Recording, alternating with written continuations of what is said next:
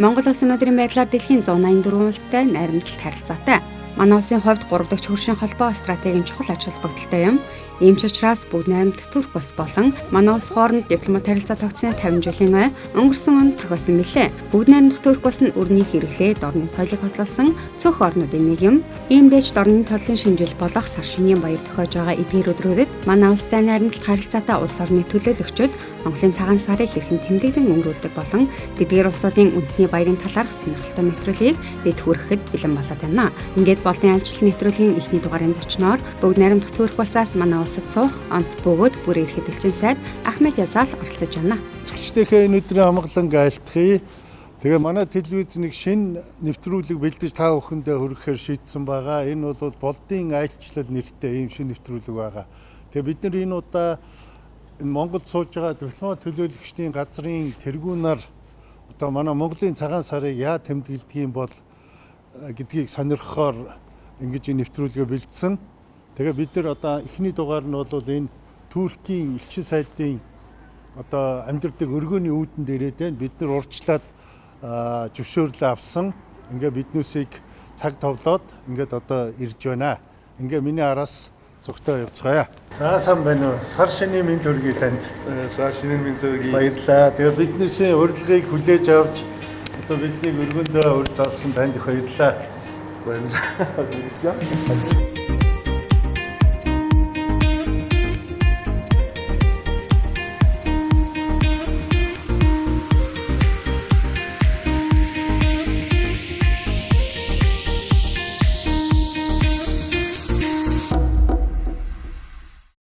За биднийг энэ өргөндөө хүлээж авахыг зөвшөөрсөн нэвтрүүлэг хийх болцоо олгосон танд их баярлалаа.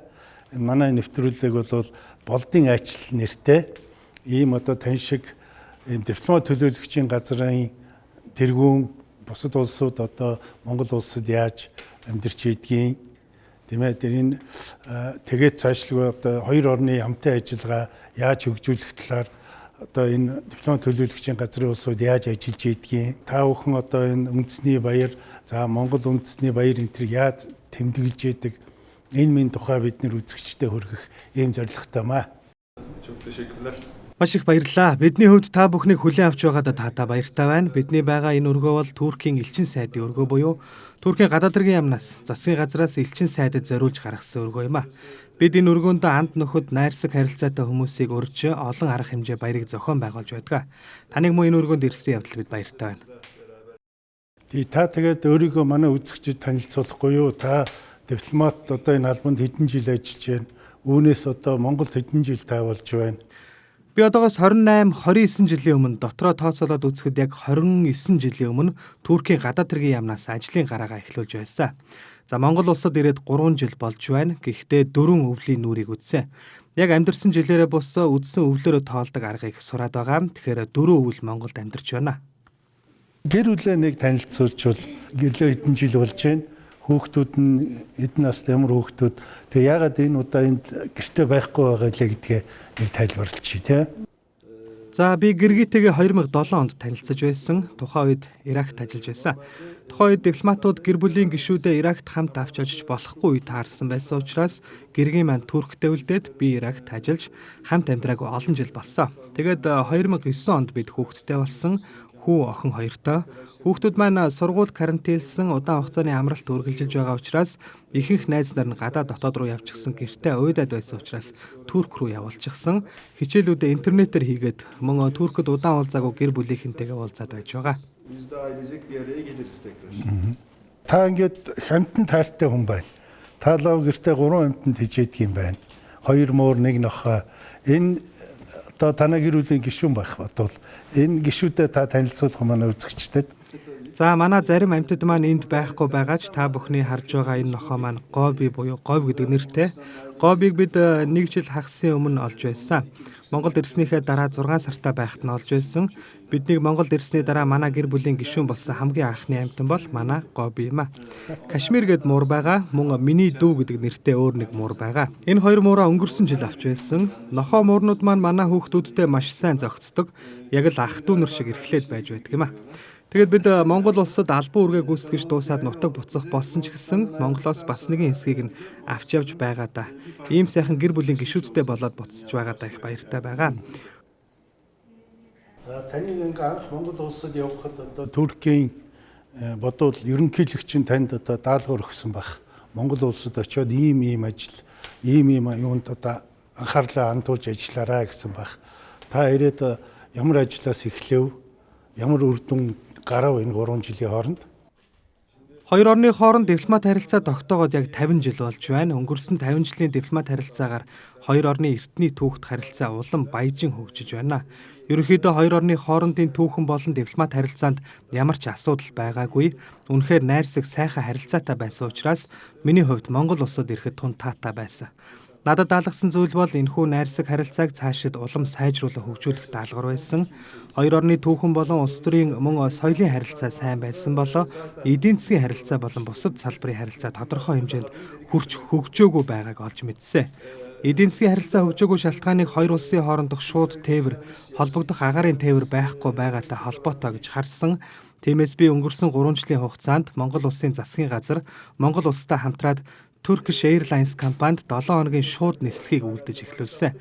Энэ 2020 оны 1-р сараас энэхүү нислэг маань эхэлсэн. Энэ жилдээ багтаан хоёр орны эдийн засгийн харилцааг маш түргэн хугацаанд бусад салбарын харилцаатай ижил өндөр түвшинд хүргэнэ гэдэгт итгэж найдаж байна. Та 3 жилийн өмнө Монголд ирсэн байна. Тэгвэл одоо ямар Монгол улс гэж ямар улс байгаа гэж бодсон бол монголчуудыг ямар хүмүүс байгаа гэж бодсон бол тэгээд ирээд таны энэ харсан үдсэн бүх юм таны бодож байсантай тохирсон уу ер нь? Үнийг хэлэхэд Монгол улсад анх элчин сайдаар томилогдож ирэхээс өмнө Монгол улс болон энэ бүс нутагтай холбоотой ажил гүйцэтгэж байгаагүй. Гэхдээ нөгөө талаараа Монгол улс нь бүх турк хүмүүсийн сэтгэл зүрхэнд ойр байдаг улс юм. Нэгч турк хүнд Монгол улс гэхээр хаана байдаг ямар улс юм бол гэсэн бодол байдаггүй. Үүний учир нь бид Монгол улсыг манай өвөг дээдсийн түүхийн үлгийн эхлэл болсон нутаг гэж үздэг. Маш олон түүхийн болон соёлын холбоотой манай соёлын дурсгалууд ч Монгол улсад байдаг. Иймээс их дотн санагдж байсан. Би Монгол улсад томилогдсон гэдгээ сонсоод маш их ном сонин уншиж судалж эхэлсэн. Монгол улсын талаар уншиж судалсан зүйлс маань миний төсөөллөөс ч давсан илүү сайхан байсан. Ингээд нэлээд судалж Монгол улсыг Монголын түүхийг судалдаг хүмүүстэй уулзаж ярилцсны эцэст тэдний хэлж ярьсан зүйлс миний бодсноос илүү сайхан зүйлс байсан. Тэгээд 2017 оны өвөл он дөнгөж гармагцсан би Монгол улсад ирээд өөрийн нүдэрээ боддоор Монгол улсыг харах боломж гарахад бүх зүйл миний уншсан, сонссон, хүмүүсийн хэлж ярьсан миний өөрийн бодсноос маш илүү байсан. Мэдээж цаг агаарын хувьд маш хүйтэн байсан. Гэхдээ эсвэргээрээ Монгол хүмүүс их халуун дулаан санагдсан. Мэдээж монголчуудыг зан харилцааны хувьд их найрсаг гэж хэлж байсан ч ийм халуун дулаан гэж огтоосоо бодож байгаагүй. 2-7 хоногийн өмнө Монголд ирсэн маань 3 жилийн ой тохиосон. Гэр бүлийнхэнтэйгээ хамт үнэхээр ийм сайхан таатай баяртай 3 жилийг өнгөрүүлж байна. Таны хобби юу вэ? Мэшэр олд ба. Ерөнхийдөө хүмүүр өөрийн хоббитой байх ёстой гэж би боддог. Миний толгой дотор байгаа тэр олон бодлыг түрхэн хугацаанд мартагнуулж чаддаг нэг төрлийн сэтгэл зүйн эмчилгээ гэж би өөрийнхөө хоббиг хардаг. Тиймээс би хүмүүр хоббитой байх ёстой гэж боддог. Ямар нэг цаг хугацаанд баригддаггүй 3 хоногийн дараа 5 хоногийн хугацаанд дуусгах ёстой гэхгүйгээр чөлөөтэй дуусгасан ч болно, дуусахгүй байсан ч болно. Хамгийн гол нь тухайн зүйлээ хийх үедээ аз жаргалтай болдог. Тэгэхээр миний хувьд хобби маань яг ийм утгатай байдаг. Би юу хийх дуртай вэ гэхээр танк болон нисэх онгоцны жижигрүүлсэн модель загварыг хийдэг. Хамгийн сонирхолтой нь Монгол улсад ирснийхээ дараагаар яг надтай адилхан хоббитой монгол залуучууд нэлээд байдгийг олж мэдсэн. Бид нэг нэгнээ олоод уулзалцсан. Би мөн өөрийн хоббигоо очсон газар бүртээ таниулаад сурталчлаад явдаг. Та хүртэл ийхүү мэддэг боллоо. Бидэнд та хоббигоо үзүүлж болох уу? За та бүхэнд өрөөгөө дуртай таатаяа үзүүлэхэд бэлэн байна. За манай Ахмед Элчин сайдын нөгөө бидний дөрөв ярьсан нөгөө юуны хоббины өрөө. Тэгээ биднээс ийш орж үзүүлэе гэсэн хамтдаа орцгоё. Таны араас.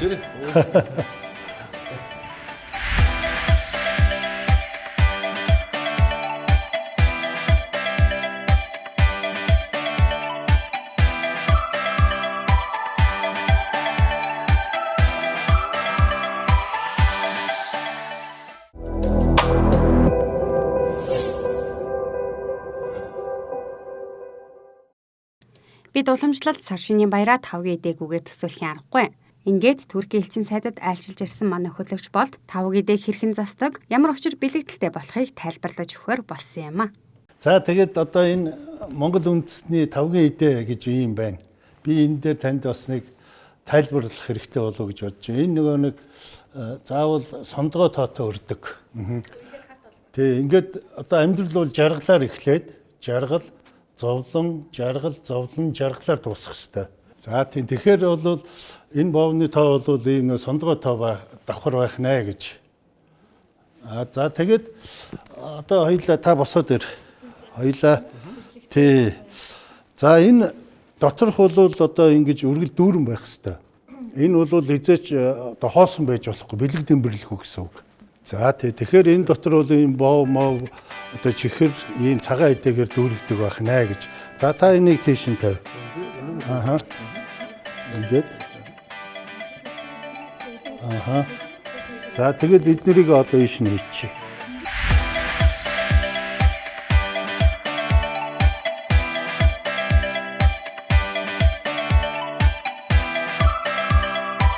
За ингээд цагаан сарын юм бол одоо аль болохоор ийм дүүрэн бэлгэд салхаж байх хэрэгтэй одоо тийм уламжлалтай байдаг юм аа.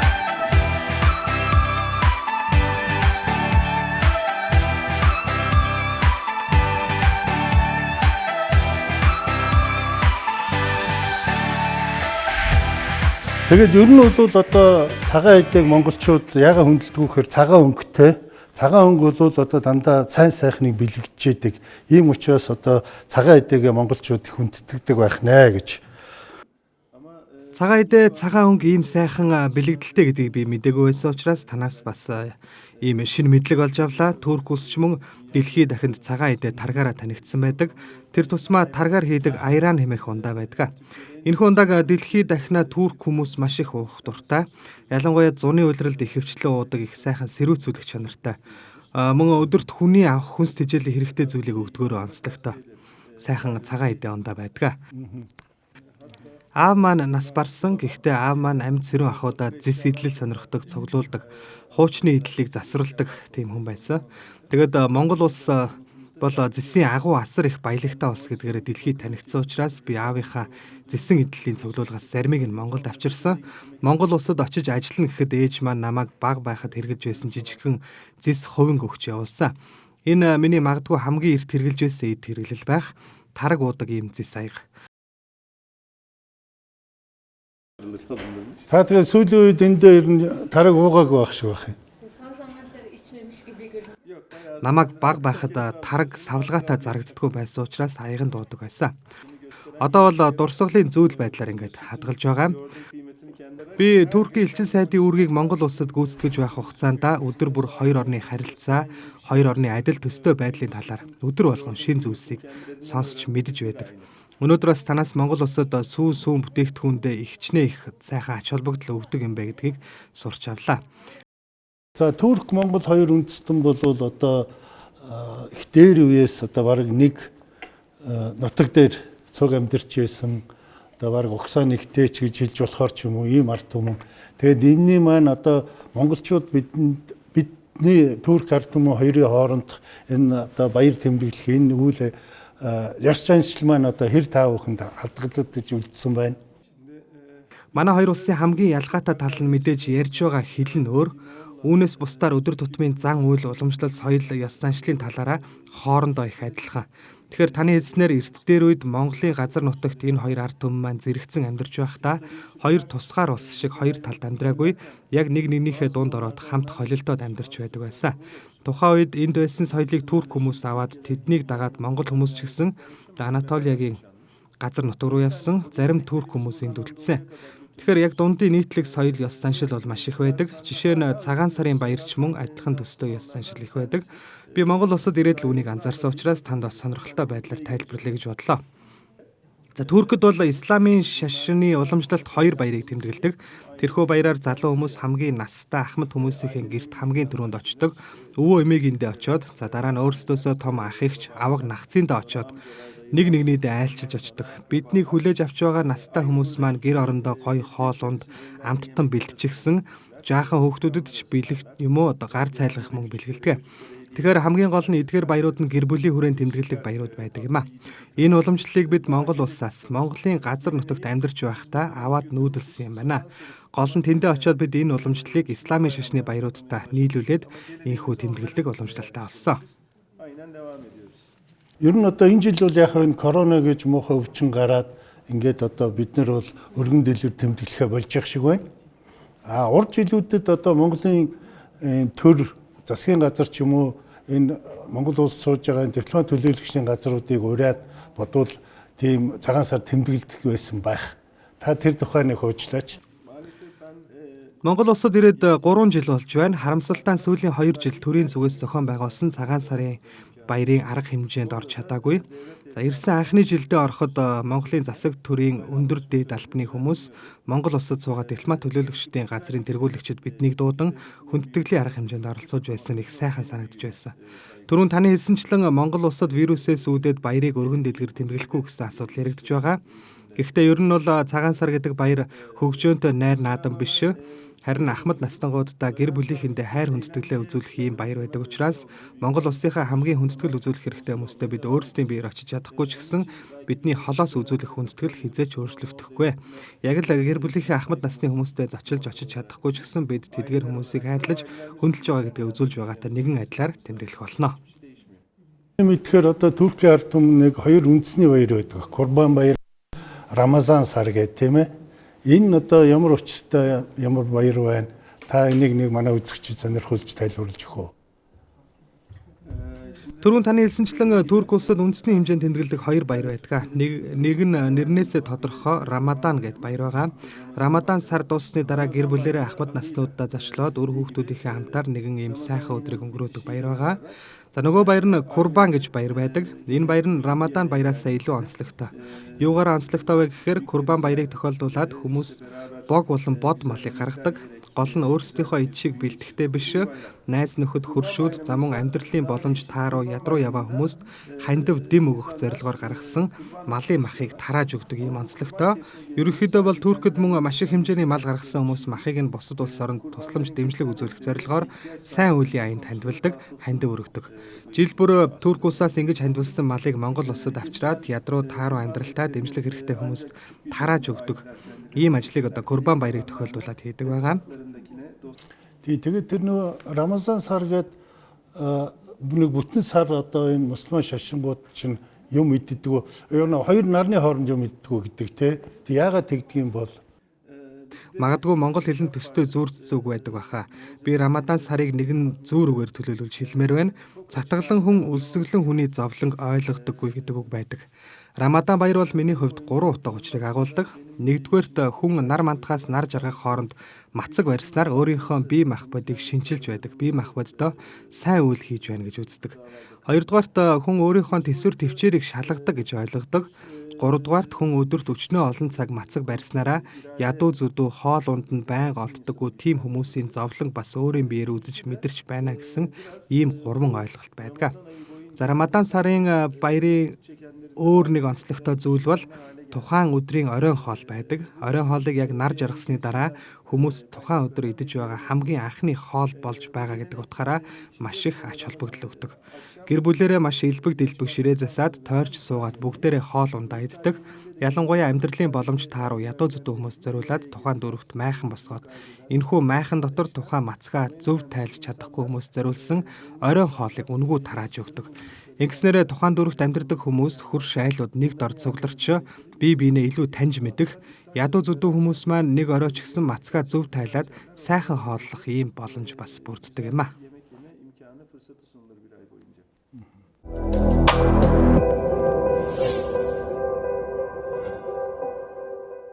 Ингээд Монголын уламжлалт үндэсний сар шинийн баяр болж байгаатай холбогдуулан Турк Улсаас Монгол улсад суугаа онц бөгөөд Бүрэн Эрхэт Элчин сайд Ахмед Язил Монгол үндэсний хоолыг хэрхэн хийж чадхаа манай үзэгчдэд харуулахар болсон юм а. Хоёлаа эхлээд цайгаа чанс. Тэхийн тулд хоньны сүүл хийгээд ингээд цаахан шарна.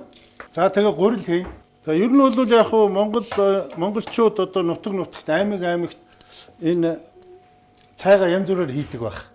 Би бол одоо манай гэрт яаж хийдгөө би танд үзүүлж байна. За ингээд жоохон утгадаа та энэ. Аха. Тэ. Аха. Энэ хийстэй цай гэргийн маань уух дуртай. Гэргийн маань заримдаа ресторанд орсон үед би нэг сайхан сүйтэй цай аваад уучий гэдэг. Тэгэхээр рестораны үйлчлэгч нар нь гайхаад энгийн цай биш сүйтэй давстай цай штэ гэж анхааруулдаг. За тэгээд цай чанжихын хажуугаар бас буузаа чимхний хоёулаа. Тэгээд би нөгөө өөрөө буу чимх чаддгүй учраас одоо эдний элчин сайдад үйлчилдэг тогооч Эрдэнэ цэцгийг гуйж өндөө авчирсан юм аа. Тэгээд ямар ч байсан бит хоёр өөрсдөө элдэж чимхэж нэг бууз хийхийг бодъё. Тэгээд одоо бит хоёрын бууз юу болох нь харъя тэхөө. Тий. За одоо нөгөө юутай цай маань хамталсан билүү тэр тий? За. За одоо тэгвэл энэ цай хамталсан байна. Энийг дээрэс нэ. Ой.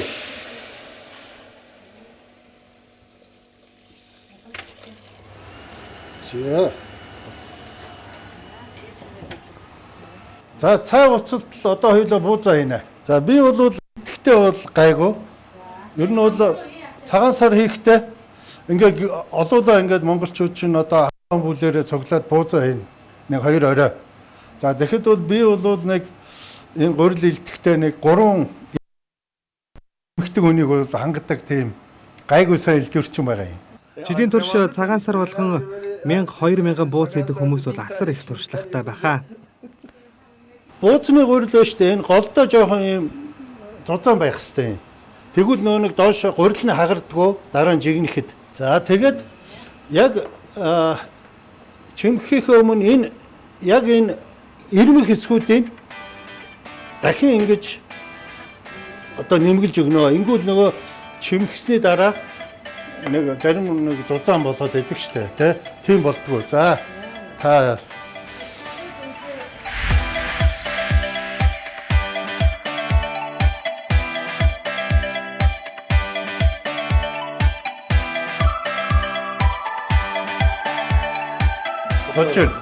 Болдын.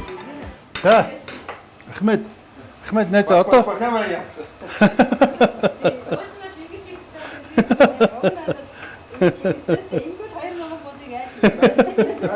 Та бүхэн намайг буруу ойлгож шиг боллоо. Би 2225 оны цагаан сарын буузыг хийж байсан юм аа. За ингээд одоо цайрыг уцалцаа. Çayımız şimdi kaynadı. Одоо хоёлаа сүлнэ. Şimdi sütümüzü koyacağız. Энд нэг хагас литр сүү авах болно үстэй. За тэгээд байна штэ. Ер нь бол монголчууд ингээд цайгаа ингээд юу яах вэ? Ихсэн. За ингээд 500 удаа ингээд самруул цай хамттай болдог. За маа хийгээд үстэй. За дээш, бүр дээш. Çok yukarıya kaldırmak lazım. Дээш. Оо. За одоо ингээд 500 удаа ингээд цай хамттай болдог гэж ярьдаг. Энэ чинь чорбан шөл гэдэг үлээ. Mercimek çorbası. Çorba su. Evet. Чорба суп. Энэ юу орсон байна энд? Ер нь бол гол үндсэн түүхийн эдэн нэржмэл буюу сэвэг замаг баг зэрэг халуун ногоо амтлагчуд байгаа. Нэржмэл буюу сэвэг замгаа маш сайн болгоод ингэж жижиглж чирчээд дараа нь амтлагч халуун ногоогоо хийгээд буслагдаг. Туркийн магадгүй хамгийн өргөн одоо хийж иддэг юм шүл. Kaynatılıyor. Би түрүүн танд ярьжсэн би Туркид холоо очсон гэж. Турк хоол надад айгүй их таалагддаг. Айгүй гоё. Би турк хоолнд айгүй дуртай. Бүх төрлийн хоолыг идэнэ. Монголын болон Туркийн ард түмний амтлах мэдрэмж нь ойр адилхан юм шиг санагддаг. Ер нь идэж байгаа хоолнууд нь өөр ч гэсэн амтан төстэй байдаг. Тэгээ би бол өөрөө болохоор нөгөө нэг өөх тостой хоолнд их дуртай. Тэгээд турк хоол бас их тийм тосорхог тос ихтэй. Тэр нь их гоё. За би бас энэ баярын үеэр амлалт өгмөр байна. Ямар ч гэсэн бид ийм гоё баярын орой хоолыг хийлээ. Бас тэр Рамадан сарын дараа идэх хоолнд таныг заавал урьна. Ер нь одоо Туркид үндэсний одоо хүндэтгэлийн хоол одоо хамгийн хүндэтгэлтэй зочноо одоо ямар хоолоор дайлддаг туркчууд? Açıkçası Мөн манай ерөнхийлөгчийн зүгээс олон хүндэт зочдод маш онцгой юм хоолыг бэлдэж өгдөг. Тэр хоолыг ерөнхийлөгчийн ордонд сайн бэлдэгдсэн тусгай тоогооч нар ийдэг. Эдгээр хоол нь юугаар онцлог юм бэ гэхээр Османы эзэнт гүрний үед идэж байсан хоол хүнс бөгөөд түүнчлэн Анатолийн бүс нутагт амьдардаг хүмүүсийн хоол байдаг. За энэ нь өдөр тутмын иддэг хоол унднаас өөр онцгой байдаг.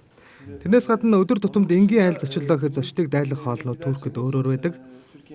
Яг айл бүсэд очихоос шалтгаалдаг. Жишээ нь эгийн тэнгисийн эрэхтэй ойрхон амьдардаг айл очлоо гэхэд танд оливын тостой хоол ч юм уу загас бэлдэж өгнө. Хар тэнгис рүү дөхөөд явбал илүү тийм амтлаг чихэрлэг хоолнуудыг хийдэг. Турк бол энэ цайны уламжлалаар их алдартай улсууд. Нэгдүгürt одоо энэ хизээ үүссэн ийм соёл байна. Хоёрдугаарт энэ цайгаа одоо Туркт өөрөөсөө тарьдаг.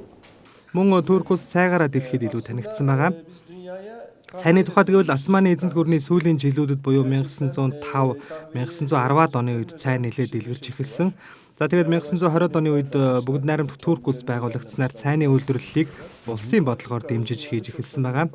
Мөн нэг сонирхолтой зүйл хэлэхэд Турк хүмүүс нэг хүний цайны хэрэглээгээр дэлхийд тэргүүлдэг. Энэ бол маш сонирхолтой тоо баримт.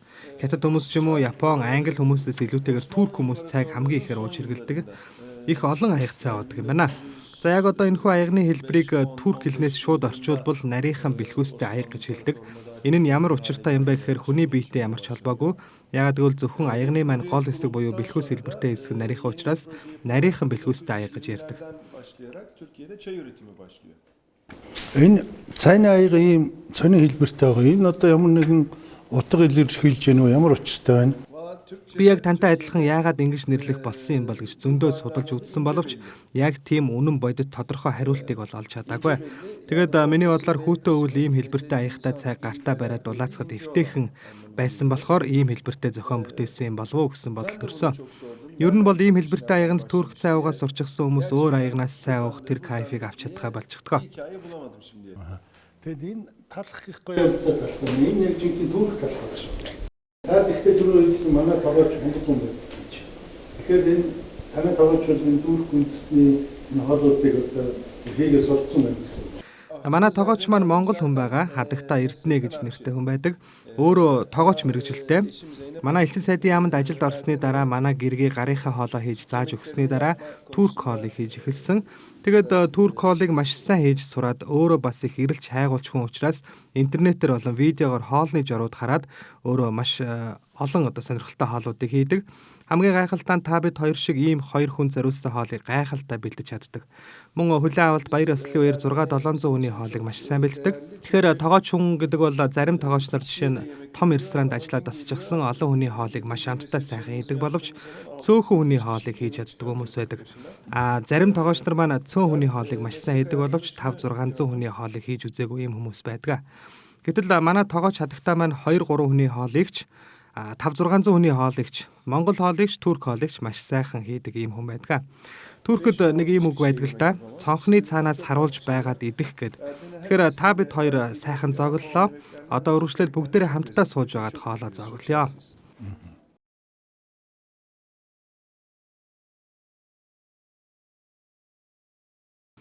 Бууцыг монгол маягаар идэх үү? Тий. Тэгэд энийгээ бол та одоо мэдэх байлгүй ингээ гараараа иддэг монголчууд тийм ээ. Шүүсийн. Тэгээд шүүсийн сорж идэнэ. Их гоё шүүстэй болсон бай та тэрийн бууц. Гэрвэл ер нь одоо ямар хоолойг их хийж чинь, турк хоолой хийж чинь үү? Эсвэл монгол хоолой бас идэх үү? Ер нь монгол хоолноос танай гэрвэл ер нь ямар хоолн дуртай байна? Бид бас бууз хуушур хийж иддэг, нийслэл салат бас хийж иддэг. Турк хүмүүс ч мөн нийслэл салат хийж иддэг. Орос салат гэж нэрлэдэг. Тэгээд ер нь бид байнга төрөл бүрийн монгол хоол хийж иддэг байгаа. Хамгийн их хийж иддэг хоол бол шүл болон цөөн.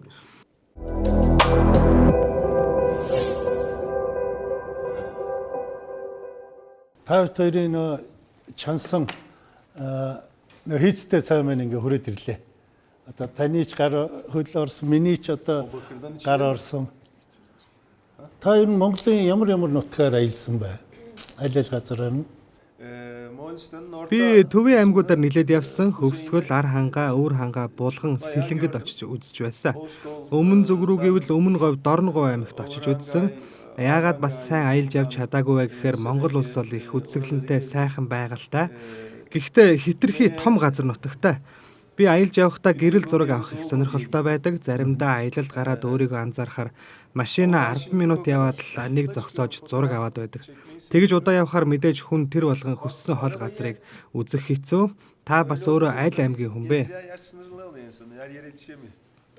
За би өөрөө бол Улаанбаатар төрж өссөн. Яг гэхдээ манай аав бол Өвсгөл аймгийн Аршаан цумын хүн. Гэвч одоо энэ тоог цаашид улам нэмэгдүүлэх хамгийн зөв, хамгийн чухал алхам бол нэгдүгээрт Туркийн бизнес эрхлэгчдийг Монгол улсад маш шуурхай хурдан ирэх тэр арга замыг бий болгох. Хоёрдугаарт хоёр улсын аялал жуулчлалын салбарын харилцааг хөгжүүлэх гэсэн ийм хоёр асуудал тулгамдаад байгаа. Жишээ болгоод хэлэхэд Кыргызстан улс руу жилд 100 мянга орчим Туркийн жуулчин очдог. Узбекистан улсад бол 300 мянган жуулчин очдог. Тэгэхээр жилдээ бол 8-9 сая Туркийн жуулчин гадаад улсад аялж байдаг. Гэтэл манай Монгол улс бол бидний хувьд түүхэн ач холбогдолтой улс учраас жилдээ 50 мянган жуулчин ирнэ гэдэг бол тийм ч боломжгүй тоо биш юм а. Та бүхэнд төсөөлж хэлэхэд Чингис хааны онгоныг олчлоо гэсэн тийм мэдээ гарлаа гэж үзэхэд Монгол хүмүүс тэр онгоныг очиж үзэхийн тулд хичнээн их хүсч тэмүүлж зорих вэ? Тэрнтэй яг адилаар турк хүмүүс Монгол улсад очихыг хүсч тэмүүлж зорж ирэх хүсэлтэй байдаг. Өмнө бол зорчигчид маань Турк улсаас Бишкек хотоор дайран транзит хийгээд нааша нисж ирдэг байсан бол энэ оны эхнээс ахуулаад шууд нислэгээр ямар ч дундаа зогсолтгүйгээр ирж байна. Тэгэхээр бид өмнө нь жилд 25 мянган зорчигч тээвэрлдэг байсан бол оны эхэнд ихэлсэн шууд нислэгийн ачаар жилдээ 40 мянган зорчигчдыг тээвэрлэх боломжтой болсон. Бидний дараагийн зорилго бол энэ нислэгийг 7 хоногт өдөр бүр шууд нислэг үйлдэх юм а. Ингэснээр жилд 90 мянган зорчигч Турк улсаас тээвэрлэх боломжтой болно. Мэдээж Турк бол Монгол руу ирэх боломжтой маш том зах зээл болохын хажуугаар дэлхийн 120 улс орноос эдгээр зорчигчдыг тээвэрлэж авчрах боломжтой. Тэгэхээр тухайн нислэг үйлдэж байгаа компани маань суудлуудаа дүүрэхийн тулд танилцуулга зар сурталчилгааг хийх болно. Ерөнхийдөө реклам зар сурталчилгаагаа хийгээд эхэлж гисэн байгаа. Мөн аяллаа компаниудад маш онцгой үнийг санал болгож байгаа. Туркийн аялагчид Монгол улс руу ирээд эхэллээ гэх юм бол үүнийгээ дагаад амралтын газар байгуулах, зочид буудал, ресторан, хоолны газар байгуулах Туркийн хөрөнгө оруулагчид дагаад ирэх болно. Тэгэхээр аялал жуулчлалын талаас нь бид ярьлаа. Бизнес эрхлэгчдийн хувьд, хөрөнгө оруулагчдын хувьд харах юм бол Монгол улс дэлхийн 100 гаруй оронтой хөрөнгө оруулагчдыг татахаар уралдаж байна гэж ойлгож байна. Гэтэл хөрөнгө оруулахад бас хамгийн таатай нөхцөлтэй улс орн мөн үү гэвэл харамсалтай нь биш байгаа. Монгол хөрөнгө оруулалт хийгч байгаа, бизнес эрхлэгч байлаа гэж бодоход бараа бүтээгдэхүүний амар байдлаар тээвэрлдэг. Өөрөө ч гэсэн амархан ирж очдог. Тийм л шалгуурууд хэрэгтэй юм а. Шууд нислэг эхлэхээс өмнө бизнесмен Монгол улсад ирэхэд дундаа транзит зогсолттой маш олон цаг нисч ирдэг байсан. Хоёрдугаар дагаарын карго очоод тээвэр бол байхгүй байсан. Тэгэхээр Монголоос бараа бүтээгдэхүүн аваад явлаа гэхэд нэг бол том очооны машинаар Оросоор дамжуулаад эсвэл усан онгоцоор Хятадаар дамжуулаад тээвэрлэх тийм л хоёр сонголт байсан. Гэтэл энэ нь цагийн алдагдaltaй, дээрэс нь маш их бичиг баримт бүрдүүлэлт гээд бэрхшээл ихтэй сонголтууд байсан. Ерөнхийдөө эдгээр саад бэрхшээлүүдийг арилгаад зөв замдаа орсон гэж хэлж болно.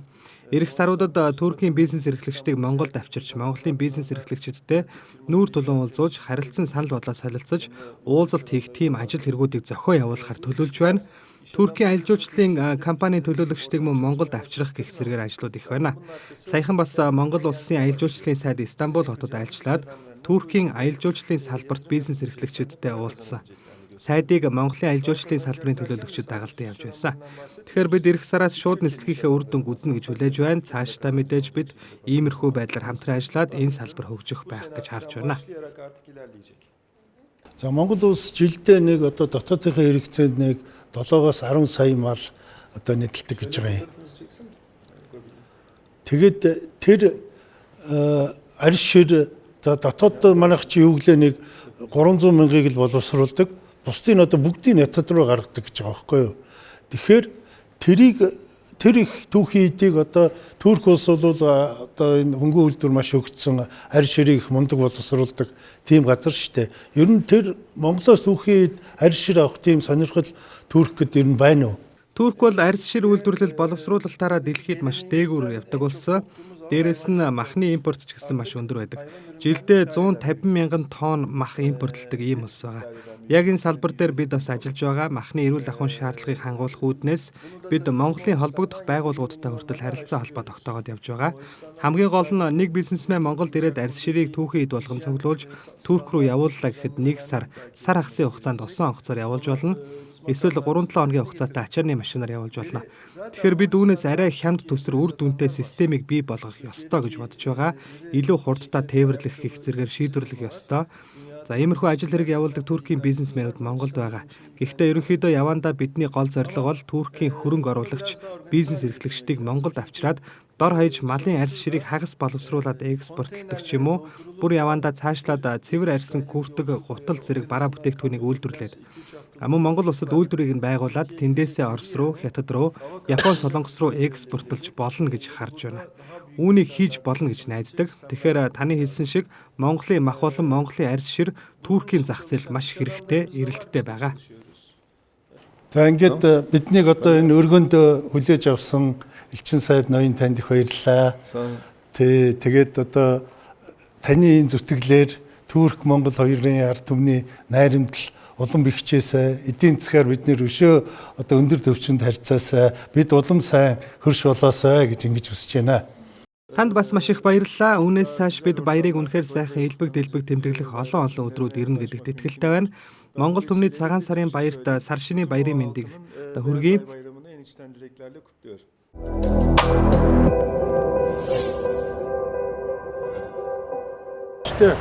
Болдын айлчлал нэвтрүүлгийн багийнхан өнөөдөр одоо бүтэн хөдөөрийн бүгд найрамд төвлөрсөн Элчин сайдын өргөнд нь одоо нэвтрүүлгээ хийгээд ингээд сая одоо орой ус гарч ирлээ. Тэгээд Элчин сайд биднийг одоо өргөндөө ажиллахыг найрсгаар зөвшөөрч манай багийг ажиллах боломж олгосонд одоо дахин баярлалаа гэж хэлье. За тэгээд энэ Ахмед Язил гэж хүнийг одоо та бүхэн сая харлаа нэвтрүүлгийн энэ хүн бол Монгол хэлэхтэй энэ хоёр орны найрамдлыг хөгжүүлэх эдийн засгийн боломжуудыг эрэл хийж ажиллаж байгаа ийм хүн байна. За тэгээд бид одоо Монголынхаа цагаан сарыг уламжлалыг одоо танилцууллаа. Элчин сайд маань бидэнд одоо Туркийнхаа энэ уламжлалт баярууд тэр бас уламжлалаа бидэнд бас танилцуулсныг та харсан байхаа. За ингээд Болдын айлч нэвтрүүлэгтээ хамт байхыг та бүхнээсээ хүсье. Баяртай дараа уулзлаа.